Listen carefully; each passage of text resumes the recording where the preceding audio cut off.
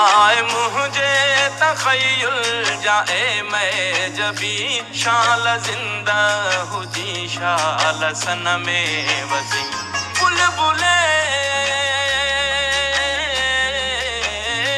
बुलबुले दिल न रो रस में आजमी चंद्र चोटियां जिया Sindh No one in the history of Sindh has affected and influenced the culture, politics, mysticism, and nationalism of Sindh more than Syed, the son of Sindh, Ghulam Murtada Shah, popularly known as G.M. Syed. He was the real pioneer of modern nationalism in Sindh. He enjoys the profound influence on the educated gentry of Sindh in one or the other way. As a political thinker, a literary pundit, and a mystic, he has dominated the political scenario of pre and post-independence era of Pakistan. He is often portrayed as a traitor among the ranks of the establishment and is one of the most misunderstood and most aspersed founding fathers of Pakistan. He is the center around which the national ideology of the province of Sindh revolves. Being an ardent and distant supporter of All India Muslim League, he rendered valuable contribution to Muslim League and stimulated the ideology of All India Muslim League, winning the most support in the primitive days of struggle of Pakistan.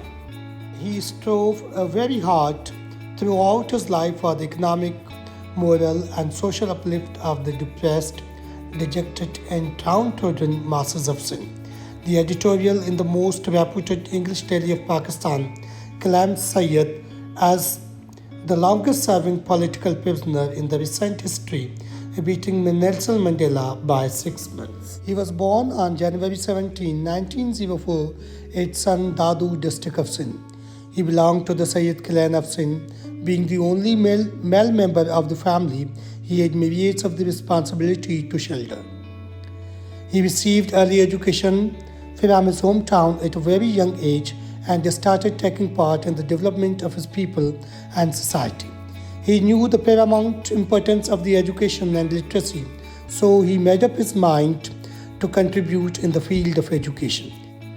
So he started his school on the British line in his village, following the footsteps of Sir Syed Ahmad Khan under the name of Anglo Vernacular School. In the school, Sindhi, English, Arabic, and other languages were taught, and education in them was imparted on the modern lines. In the year of 1919, he became the chairman of the school at a very young age. He served as the chairman Karachi District Local Board in the year of 1929. In the year of 1930, he became Secretary Sindhari Committee, the political platform striving for the rights of the farmers. In the year of 1937, he became the member of Sindh Legislative Assembly. In the year of 1938, he became the President All India Muslim League Sindh chapter. In the year of 1940, he became the Minister for Education in Sindh. In the following year, in 1941, he became the member of Central Committee of Muslim League. In the beginning phase of his career, he minutely studied the plight of the Muslim farmers who were living the life of abject poverty in the province, and they were deprived of their basic rights even. The conditions of the poor who were Muslims to the greater extent were manipulated by the landlords to the greater extent they were Hindus. Witnessing such a plight of the farmers, he vowed for the better life of the poor. He found All India Muslim League as the suitable platform to uplift the conditions of living of the Muslims. He worked very hard throughout the province as the member of All India Muslim League and strengthened it in the province. It was the sheer hard work and commitment of Syed that All India Muslim League emerged as an alternate of Indian National Congress and the powerful voice of Muslims echoing in the assembly. It was because him that Sindh Assembly passed a resolution in 1943 joining the state of Pakistan. He parted his ways with Qaid-e-Azam Muhammad al-Jinnah on several issues of politics and especially the sovereignty of Sindh and several other political issues. He formed his own political party under the name of Progressive Muslim League. He was elected as the leader of coalition party in Sindh Assembly. He was the first political prisoner of Pakistan. He became the chairman of Sindhi Adbi Board in 1954. He played an extremely active role in the formation of Pakistan National Party. Following the same year, he founded Bazm-e-Sufia Sindh. Again in the year of 1969, he formed Sindh United Front. In the year of 1972, he formed GSN Qawmi Mohas. The Sage of Age died on April 25, 1995 after a long ailment. But his contribution in the field of literature, music, politics and mysticism will always be the source of guidance and encouragement to his followers and the people of Sindh. Personality of GM Syed has gone under the process of evolution and consistent transformation. He rose to the arena as a pan-Islamist, then transformed into the Indian nationalist, from Indian nationalist to Pakistani supporter, and then the Sindhi nationalist. To the great number of people, GM Syed is considered as just a politician who had role in the formation of Pakistan like other leaders, and then out of conflicting situation with the party lead, he parted his ways, but the fate is reversed. Besides being a politician, he was the writer of high reverence and repute, an able philosopher, the religious scholar, and the educationist. Literary contribution includes Janab Guzarim Jansi. It's a book which has been recommended in the Sindhi subject of CSS. The book contains the biographical sketches of the personalities with whom GM Syed had spent some days of his life. This book very beautifully describes the trends and prevailing social norms and the political arena of Sindh province. The personalities include the cream of Sindh, having their contribution almost in all walks of life. The psychological analysis of the writer reaches on its acme when he presents the characters as he perceives them. While reading the book, one can easily have the idea of Sindh and its norms and prevailing political and social practices, and above all the lifestyle of the gentry and the political elite. Syed lets the reader dive into the roots, and whenever reader comes out, he wonders at the style, analysis and the selection of the words. In his other book, Sindh Jasurma, The Leaders of Sindh, he has beautifully portrayed the lives and contribution of those unsung heroes of Sindh who have rendered valuable contribution to the greater cause of Sindh and humanity at large.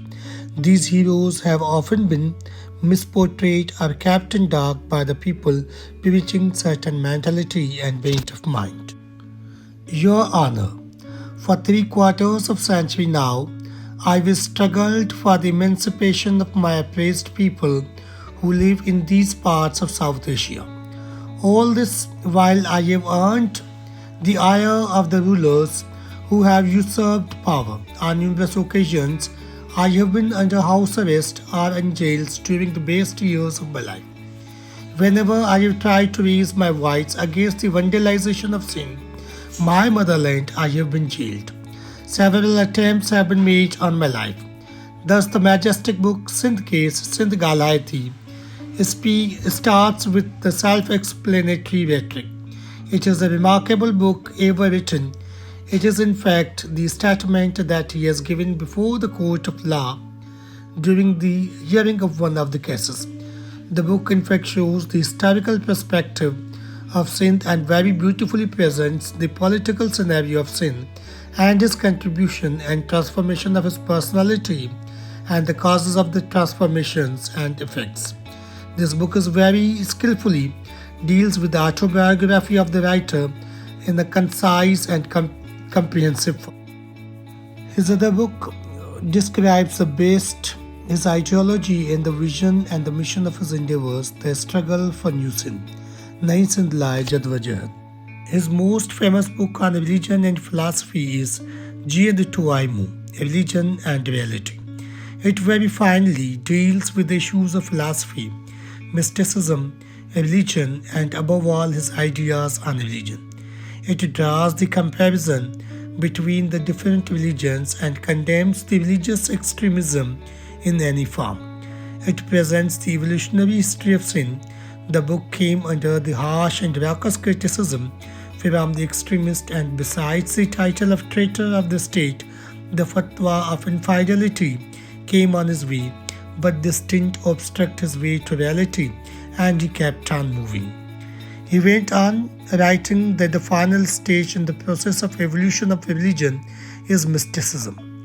He calls mysticism tasawwuf as a natural religion which exalts the pantheist philosophy of Wahdatul Wujud. He considers the loyalty and sincerity to one's family, nation, and homeland as a genuine stages towards a superior love for God. According to him, tasawwuf initiates the genuine feelings of solidarity with the entire humanity, and it does account for more exclusive form of solidarity based on natural boundaries of kinship, language, and territory. His most incredible contribution to the Sindhi literature is his book on the life and philosophy of the great poet Hazrat Shah Abdul Latif Bhittai. The name of the book is Paigam-e-Latif, The Message of Shah Latif. He has given the comparative analysis of the message and poetry and philosophy of Latif, and in fact it is his commentary on the works of Latif that helps a lot in the clear understanding of Latif. He, along with other writers, stimulated the literary struggle and presented the true picture of Latif, which was left untouched then. He brought into light the progressive element which was untouched, as said earlier, and Latif was restricted to the tombs and the shrines. I hope these little efforts of ours have added something to your knowledge. Thank you very much for being with us.